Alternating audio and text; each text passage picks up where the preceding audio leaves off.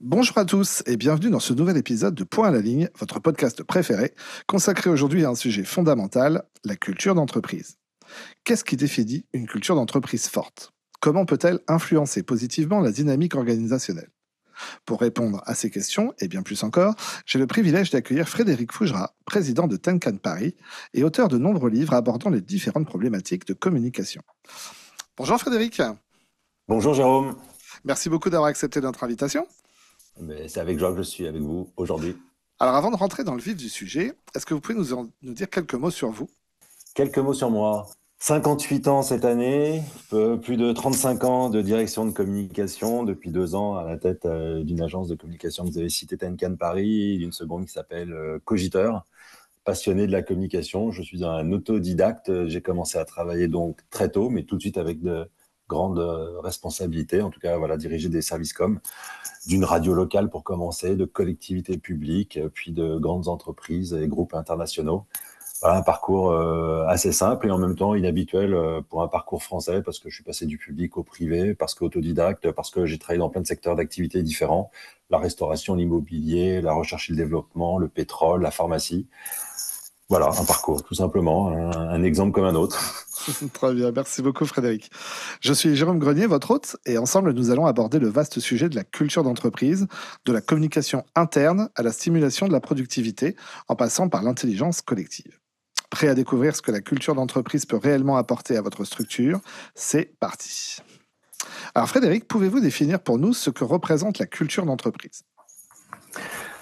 Alors cette question m'interpelle, Jérôme, parce qu'en réalité, ça fait plus de 15 ans que j'écris des tribunes RH et management sur mon expérience et sur des sujets qui sont très périphériques à cette question de culture d'entreprise. Et en fait, jamais m'est venue l'idée d'aborder frontalement le sujet et de définir ce que pouvait être la culture d'entreprise. Alors je pense qu'indirectement, je ne fais que parler de ça, mais finalement, trouver une définition, c'était pas... En fait, j'ai jamais fait.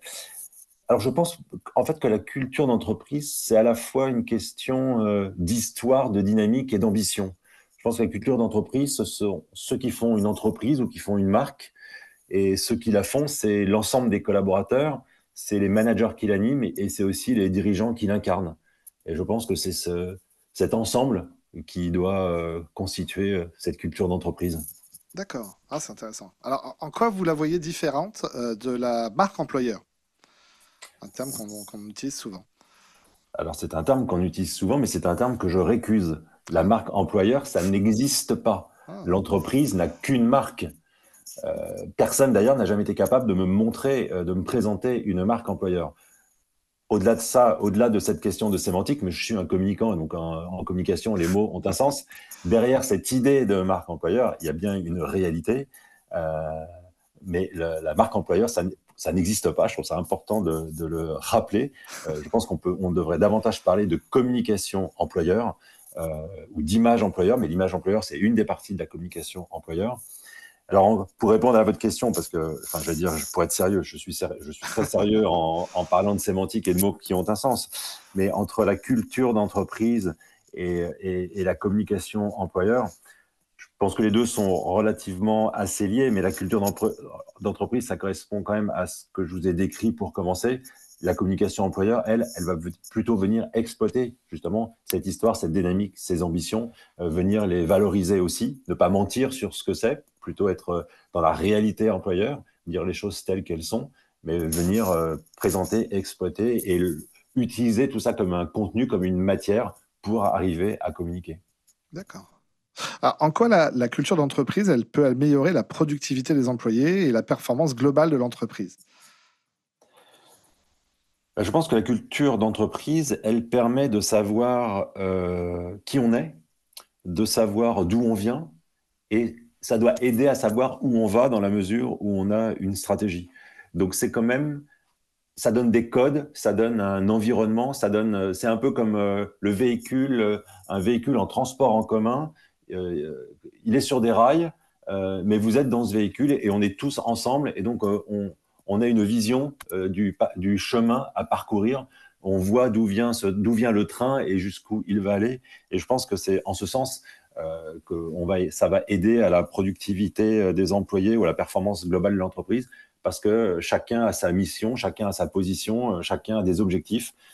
Sans culture d'entreprise, on est certainement perdu, ou alors on est des individus isolés, on est des freelances additionnés les uns aux autres. On ne forme pas des équipes, on ne forme pas un ensemble, on ne forme pas une collectivité. Je pense que c'est ce à quoi participe la culture d'entreprise. D'accord. Comment une culture d'entreprise forte peut-elle contribuer à la rétention des talents? Eh bien, certainement, pour commencer, en contribuant à donner envie de se lever le matin. Mhm. Euh, s'il n'y a pas de culture d'entreprise et finalement, s'il n'y a pas de cohérence, s'il n'y a pas de vision de l'entreprise, si je ne sais pas à quoi je sers, ni quelle est ma place, pour revenir à ce que je vous disais à l'instant, je n'ai pas tellement envie de me lever le matin pour aller travailler. Si mon travail, c'est uniquement aller chercher un salaire, c'est pas très motivant. C'est un peu une obligation, c'est une contrainte parce que j'ai des factures à payer à la fin du mois, mais je suis pas motivé. Et donc tout ça, ça donne du sens à mon travail. Et si mon travail a du sens et si j'ai envie de me lever le matin, pour répondre à votre question précédente, ça me rendra certainement plus performant dans l'entreprise. Donc je pense que et si mon emploi a du sens, je pense que j'ai plus de raisons de rester dans cette entreprise. Et si mon emploi n'a aucun sens et si je ne sais pas ce que je fais dans cette entreprise, je pense que j'aurai plus facilement la tête à aller regarder ailleurs et donc il sera plus difficile de me conserver au sein des équipes. Alors, comment les valeurs d'une entreprise peuvent-elles se traduire concrètement dans sa culture? Comment elles vont renforcer le sentiment d'appartenance? Alors, c'est pas pour vous provoquer à nouveau, mais et moi, je suis jamais à l'aise avec la notion de valeur d'entreprise. Je pense que les valeurs, c'est très personnel. Je suis pas certain qu'une entreprise, elle ait des valeurs. Elle a certainement, en revanche, des engagements à agir de telle ou telle façon, des engagements à faire évoluer la société avec un grand S, des engagements à être peut-être plus citoyenne ou à participer à la construction d'un monde meilleur.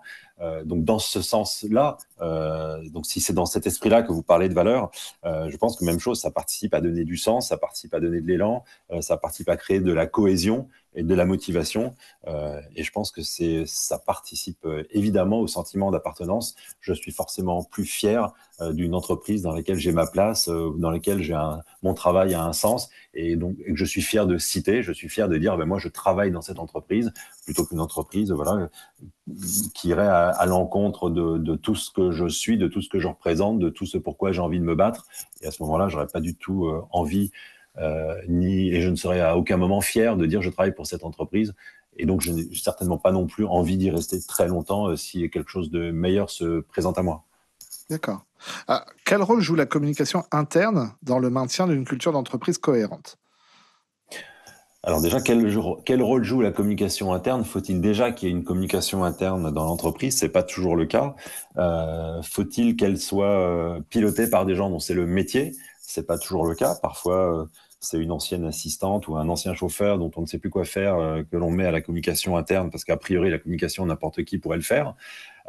Mais non, la communication interne, ça nécessite des compétences en communication. Et la communication, c'est un métier. Faut-il ensuite qu'on laisse jouer à la communication interne son rôle? Souvent, la communication interne, elle est considérée juste comme un passe-plat managérial. Il y a des informations à faire passer d'un point A à un point B et on attend de la communication interne qu'elle soit uniquement l'outil qui véhicule ces informations. La communication, c'est produire de l'intelligence, c'est pas fabriquer des outils. Donc, c'est pas le rôle de la communication interne non plus de faire la communication managériale. C'est à chaque manager de le faire. Donc, donc tout ça, c'est des réserves sur le rôle de la communication interne parce que souvent on en attend beaucoup, mais on ne lui laisse pas faire son rôle. Et le rôle de la communication interne, c'est bien de partager, c'est bien d'expliquer les ambitions de l'entreprise, les stratégies, c'est bien de décrypter les situations particulières, singulières, notamment quand il y a une crise. On ne communique pas à l'extérieur en oubliant de communiquer à l'intérieur. Et la communication interne, son rôle, c'est aussi de valoriser les collaborateurs, c'est de valoriser les métiers. Souvent, dans beaucoup d'activités, on connaît mal les métiers, y compris en interne, mais aussi en externe. En valorisant les métiers à l'externe, ça participe à l'image employeur, et donc ça participe aussi au recrutement. On valorise aussi les succès, parce que c'est facile d'engueuler les gens quand ils ont mal fait leur boulot. Il ne faut pas oublier aussi de les féliciter, de les montrer en exemple, d'avoir des rôles modèles au sein de l'entreprise. Voilà, pour montrer tout le positif que représente le potentiel, la richesse humaine. Souvent, on parle de la richesse humaine ou du capital humain. Ça, c'est beau dans le discours. Il faut que ça se traduise aussi dans des faits et dans du ressenti. Ça, c'est le rôle de la communication interne et ça participe au sentiment d'appartenance. Ça aide au recrutement et ça aide certainement, assurément, à la performance aussi de l'entreprise. Alors, comment on construit et comment on cultive cette culture d'entreprise, justement? Alors, je pense la culture d'entreprise, elle se cultive plutôt par cercle. D'accord. Je pense plutôt que de façon générale. Euh, Ce qui d'ailleurs fait on la cultive plutôt par secte plutôt que par cercle, pardon, plutôt que par secte. Euh, je pense que c'est important de cultiver une culture au sein d'un comité de direction ou d'une gouvernance. Ensuite, au sein de différentes équipes. D'ailleurs, ça peut être fait de façon un peu différente ou nuancée. Les mêmes équipes comptabilité ou les mêmes équipes IT ou les équipes communication ou des équipes commerciales ne sont pas forcément faites des mêmes personnes qui ont les mêmes attentes, qui ont les mêmes besoins. Et donc, il faut répondre et créer une culture propre à cette équipe, propre à cette communauté. Et c'est l'ensemble de ces communautés qui ensuite forment une communauté globale d'entreprise. Mais je pense qu'il est très compliqué de s'adresser à une seule Ouais. communauté au sein de l'entreprise. Il y a des gens très différents, des métiers très différents, des parcours très différents. Une entreprise, c'est aussi des régions différentes, voire des pays différents. Donc, il faut s'adapter à toutes ces considérations. Donc, c'est par communauté d'intérêt, par communauté de travail, par communauté géographique, où on peut travailler cette culture, donc sous des bases qui sont souvent très proches, mais avec les discernements ou les nuances qui peuvent être nécessaires pour vraiment bien répondre aux attentes de ses collaborateurs. Et c'est ça qui permet de construire quelque chose de solide et de cohérent à l'arrivée. Mais à commencer par une culture d'entreprise qui soit cultivée au niveau d'une gouvernance. Même chose, un comité de direction, c'est pas que des cow-boys où chacun tire dans son coin, cherche la performance de son côté, cherche à briller de son côté contre ses autres collègues. Non, non, on est toujours à tout moment une équipe, un collectif qui travaille ensemble, quoi. Fonction support comme autre fonction, il n'y a pas de raison de mettre les fonctions support de côté par rapport à des fonctions commerciales. Une armée, elle n'avance pas si elle n'est pas ravitaillée derrière. Donc tout le monde a la même importance et tout le monde participe et construit les succès de l'entreprise. Comment on cultive l'intelligence collective au sein d'une organisation et pourquoi c'est important? Alors, c'est crucial, l'intelligence collective, mais quelque part, c'est une question qui est très proche de celle que vous m'avez posée précédemment. Là, cette intelligence collective, c'est de comprendre le rôle et l'importance de chacun Oui. dans une organisation. Je ne suis pas plus important ou moins important qu'un autre. Je suis recruté pour une fonction. Je ne suis pas recruté pour me faire plaisir ou pour décorer. C'est parce que j'ai un rôle important. Chacun est crucial dans sa fonction. Il n'y a pas de petite ou de grande fonction, et c'est l'association de l'ensemble de ces fonctions qui font marcher l'entreprise. Et c'est cette intelligence collective où tout le monde doit être considéré et avoir la même considération qui font qu'il y a une intelligence collective et qu'une entreprise ou qu'une communauté va être plus forte qu'une autre, où il n'y aura pas cette intelligence collective. Ok. Alors, comment la libération de la parole, elle favorise une culture ouverte et collaborative? Alors, la libération de la parole, elle favorise assurément une culture ouverte, collaborative, et elle participe aussi à l'intelligence collective, à supposer qu'elle existe, cette Oui. libération de la parole. Parce que la libération de la parole, elle est souvent dans les discours managériaux, elle est souvent dans les suppositions. Ah, mais moi, tout le monde peut s'exprimer dans mon équipe. Mais dans la réalité, elle n'est pas là. Elle n'est pas là pour une seule raison, pour une raison de confiance. Est-ce que j'ai confiance dans mon management? Est-ce que j'ai confiance dans mon équipe? Est-ce que les circonstances pour m'exprimer librement sont réunies? Et ça, c'est pas toujours le cas. Si on demande dans une réunion d'équipe à chacun de s'exprimer, mais que quand on veut vous exprimer, vous êtes moqué, il y a de l'ironie, vous êtes ramené à votre mission, alors donc vous ne vous exprimerez plus. Donc la liberté de parole n'existe pas dans la réalité. Donc c'est vraiment une question de confiance. Il faut avoir la confiance et être certain de pouvoir s'exprimer. Après, c'est une question d'écoute. Est-ce que si je m'exprime, je vais être écouté? Parce que si je comprends que je peux raconter ce que je veux, mais qu'en fait, ça va ne servir à rien parce qu'on ne m'écoute pas, je ne m'exprimerai plus ensuite. Et à l'inverse, celui qui s'exprime, qui doit être écouté, doit aussi comprendre que c'est pas parce qu'il s'est exprimé qu'il va être suivi. Dans une équipe, il y a un patron, que ce soit un manager, que ce soit un dirigeant, qui à un moment doit porter une décision et doit faire des choix. Et les choix, c'est certainement pas de la démocratie participative en essayant de faire plaisir à tout le monde ou au plus grand nombre, c'est de faire le choix qui lui paraît être le meilleur et celui qu'il va devoir, lui, assumer. Donc, j'écoute, je me nourris de toutes les informations et de tous les éléments qui me permettent d'avoir une bonne décision. Et à la fin, je suis le patron, je décide.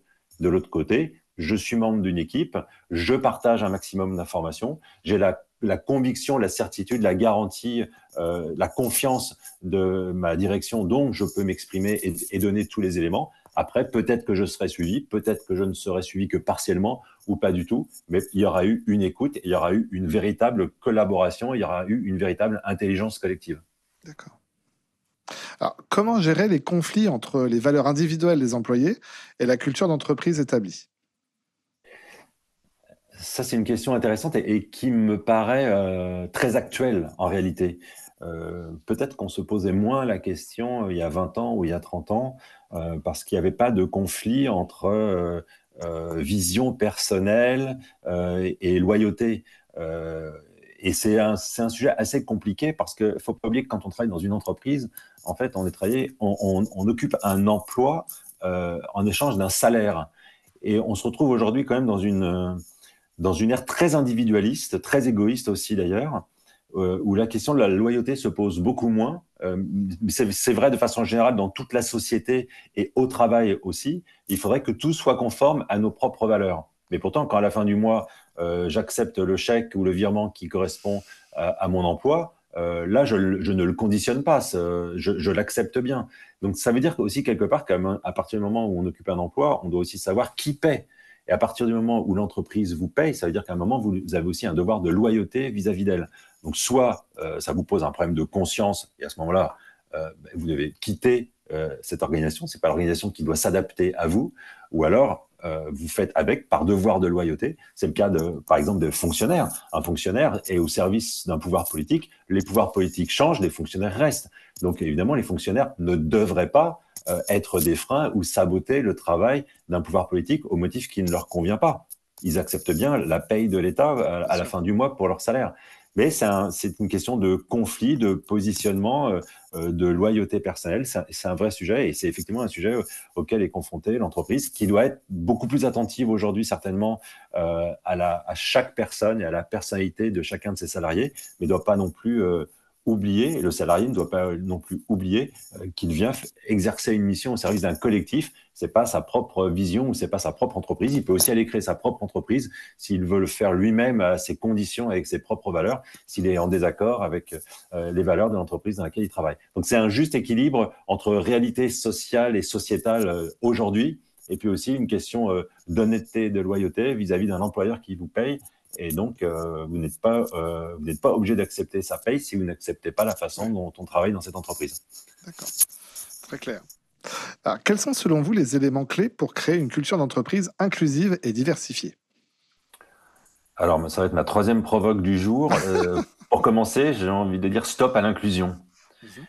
Stop à l'inclusion, c'est une tribune qui a été, c'est le titre d'une tribune qui a été rédigée par le champion paralympique Michael Jérémias, qui a été un champion du monde et champion olympique de tennis fauteuil, et qui en a ras-le-bol d'entendre parler d'inclusion. Et je suis d'accord avec lui, parce que si demain je croise un extraterrestre dans la rue, peut-être pourrais-je me poser la question de son inclusion.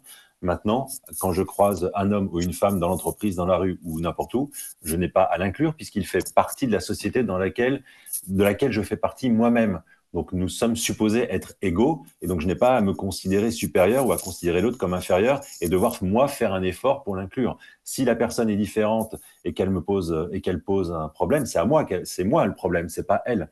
Donc cette question d'inclusion, encore une fois, encore une question de sémantique, mais ça permet de revenir sur cette idée qui s'installe finalement qu'il y aurait des gens de valeurs différentes et que certains devraient tendre la main pour inclure les autres. Non, non, on fait tous partie de la même société, donc personne n'a à être inclus, personne n'a à demander l'autorisation d'exister à d'autres. Maintenant, la question de la diversité, c'est une vraie question, bien sûr. Il y a une question à propos de la diversité qui m'a souvent été posée dans les entreprises. Les gens viennent dans mes services et regardent mes équipes et me disent « Ah, mais comment toi tu fais pour qu'il y ait autant de diversité dans tes équipes ?» Ce qui est intéressant, c'est que ce sont souvent des gens très intelligents, ce sont souvent des homologues des comités de direction, d'autres vice-présidents des groupes, des gens qui sont beaucoup plus diplômés que moi. Alors, c'est pas difficile, j'ai pas de diplôme.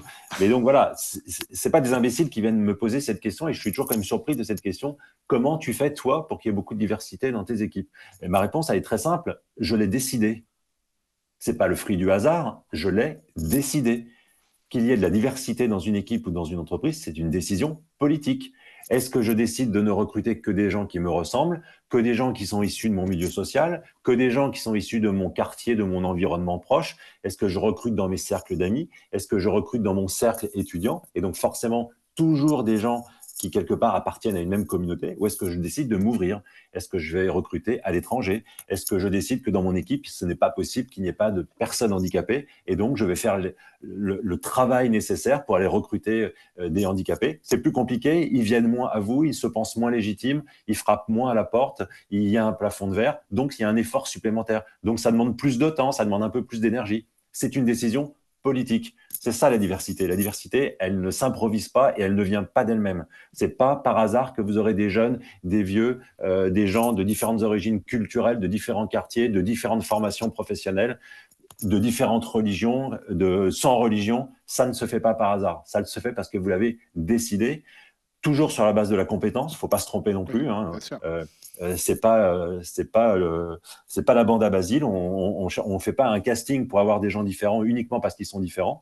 Mais dans les gens de compétences égales, il y a un moment, vous pouvez privilégier de prendre telle ou telle personne parce qu'elle va avoir une richesse supplémentaire du fait de sa différence par rapport aux autres membres de votre équipe. Et c'est comme ça que vous arrivez à installer et instaurer une équipe dans laquelle il y a une vraie diversité. D'accord. Je ne sais pas si j'ai répondu directement à la question, mais c'est très clair. C'est très voilà. clair. Donc stop à l'inclusion, oui à la diversité, mais la diversité, elle n'arrivera jamais toute seule. C'est à nous de le faire. C'est à nous de la décider, tout à fait. Et j'en profite pour glisser un petit mot sur le principe même de la discrimination, parce que souvent, il y a des gens, je vois des gens qui luttent contre les discriminations, mais qui ne luttent que contre les discriminations qui les dérangent. Et quand on lutte contre les discriminations, si on veut être cohérent, il faut lutter contre toutes les discriminations, pas seulement celles qui vous dérangent, parce que sinon vous n'êtes pas crédible et donc vous ne serez pas légitime ensuite pour venir vous exprimer sur ce sujet. Donc la discrimination, c'est une injustice.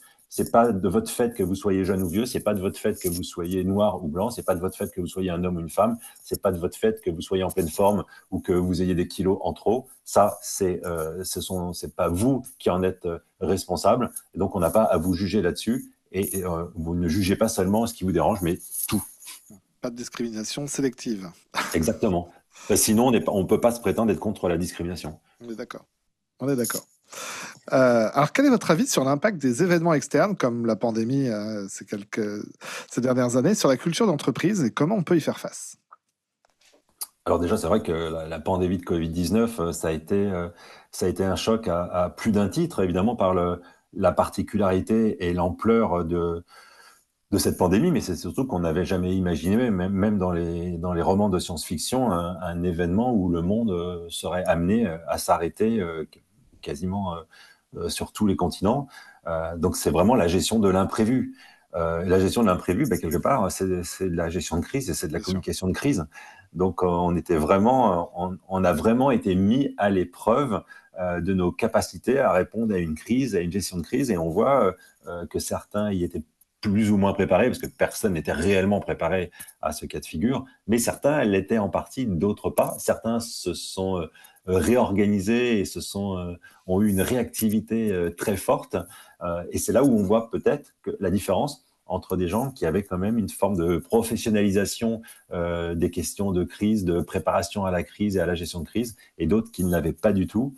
Donc voilà, on peut voir que l'impact, il est différent suivant si l'entreprise, elle est quand même très solidement préparée à ce genre de questions. Alors, je pense qu'elles le sont ou qu'elles vont l'être de plus en plus maintenant, parce qu'on imagine que si c'est arrivé une fois, ça pourrait arriver une seconde fois. Mais c'est un bel enseignement, en tout cas pour le communicant de crise que je suis, de voir l'importance de se préparer à la crise et de ne pas attendre que la crise arrive pour tout d'un coup y consacrer du temps de cerveau. Quand la crise, elle vous arrive, en fait, il faut être très opérationnel et donc il faut y avoir été préparé, entraîné en amont pour pouvoir se consacrer pleinement au sujet de la crise le jour où elle vous tombe dessus. Donc cet enseignement, je pense que c'est le meilleur enseignement qu'on puisse tirer de cette pandémie. Et donc, pour répondre à votre question sur la culture d'entreprise, de la même façon, voilà, plus l'entreprise est cohérente et unie, plus l'entreprise travaille collectivement avec cette intelligence collective dont on a parlé avant, plus elle est prête aussi à affronter des moments imprévus, parce que l'entreprise fonctionne mieux, tout simplement. D'accord. Alors, quel conseil vous donneriez aux entreprises pour développer une culture d'entreprise forte et alignée avec leurs objectifs stratégiques? Alors, puisque vous parlez d'objectifs stratégiques, je pense que le premier conseil, si je peux me permettre de donner un conseil, c'est d'avoir une stratégie, parce que toutes les entreprises n'en ont pas, ou parfois elles en ont une, mais elles ne la partagent pas. Une D'accord. entreprise qui a une stratégie, mais qui reste au niveau du cerveau de son dirigeant ou de sa dirigeante, ou de quelques dirigeants au niveau d'un comité exécutif ou d'un comité de direction, oui, elles ont une stratégie, mais les dirigeants ont une stratégie. L'entreprise n'en a pas, puisqu'elle n'est pas partagée. Donc, le fait de la partager, c'est très important. C'est très important d'être cohérent et d'être honnête. Vous ne pouvez pas avoir des ambitions et une stratégie qui aillent dans un sens différent, sinon il va y avoir un problème de lecture, de compréhension ou d'alignement des planètes. Les gens ne vont pas aller dans le bon sens ou tous dans le même sens, puisqu'il y aura cette incohérence. Donc ça, c'est très important. Je pense que pour développer cette culture d'entreprise et pour être aligné avec les objectifs stratégiques, il faut être très attentif au recrutement et notamment au recrutement des managers. Il y a une faiblesse, je sais pas, opérationnelle ou intellectuelle dans le recrutement des managers. On ne recrute pas un manager juste parce que c'est un bon professionnel. On ne recrute pas un manager juste à l'ancienneté parce qu'il a exercé pendant 10 ans sa fonction. Donc maintenant, ça vient le chef de l'équipe. Être manager, c'est une fonction particulière. On n'a jamais le mot manager sur sa fiche de paye, alors qu'un manager, souvent, il consacre 50, 70, 80, 90% de son temps à faire du management plus que sa propre expertise métier. Ça, c'est vraiment une compétence et une attention que les ressources humaines doivent avoir sur ce point et aussi sur l'accompagnement et le suivi. On parle beaucoup de formation, il n'y a pas tant d'entreprises que ça qui vous forment à être manager ou qui régulièrement reviennent sur ces sujets. C'est vraiment un problème et c'est une question majeure que le rôle du manager qui est clé dans l'entreprise. Et je pense, pour faire le lien aussi avec la communication, que pour être aligné avec des objectifs stratégiques, il est important, je l'ai dit au niveau de la stratégie, mais de communiquer, d'informer. Il faut que les gens sachent où ils vont, il faut que les gens sachent où va l'entreprise. Il faut qu'il y ait un vrai sens dans l'activité. Si l'entreprise rencontre une difficulté, il faut l'expliquer, il faut le dire. Si l'entreprise doit changer de direction pour atteindre son but final, il faut le dire, il faut l'expliquer. Et moins on est en communication avec ses collaborateurs, finalement, moins on risque l'alignement, puisque chacun finit par avoir sa propre vision d'où il doit aller. Donc, ça peut être le cas de chaque manager, ça peut être le cas de chaque membre d'une équipe. Et dans ce cas-là, eh bien, on part un peu dans tous les sens. Donc, on arrivera peut-être à l'objectif final, mais on n'y arrivera pas tous au même rythme, pas tous exactement au même endroit, pas tous en même temps, et donc pas avec le succès escompté ou le succès que l'entreprise pourrait espérer si elle avait une meilleure vision de son organisation et du management de ses équipes. Ok. Communiquer et informer. Et informer. Et voilà, nous arrivons à la fin de cet épisode consacré à la culture d'entreprise. Vous en savez désormais bien plus sur les fondements essentiels de ce concept grâce aux précieux conseils de notre invité. Merci infiniment Frédéric Fougera pour avoir partagé vos connaissances avec nous. Merci Jérôme. Et je rappelle, histoire, dynamique, ambition, hein, c'est ça pour moi la culture d'entreprise. Merci encore. Votre expérience nous a permis de mieux comprendre comment une culture d'entreprise forte peut littéralement transformer une organisation. Chers auditeurs, nous espérons que ces échanges vous ont inspiré et donné matière à réflexion sur la manière dont vous pouvez renforcer la culture au sein de votre propre entreprise. Merci de nous avoir suivis. Un grand merci à l'agence CMS et Clean Studio pour avoir rendu ce podcast possible. On se donne rendez-vous très vite pour de nouvelles aventures sonores à travers le monde de la communication. D'ici là, n'oubliez pas de nous faire part de vos impressions sur les réseaux sociaux et de vous abonner pour ne manquer aucun épisode. À la prochaine!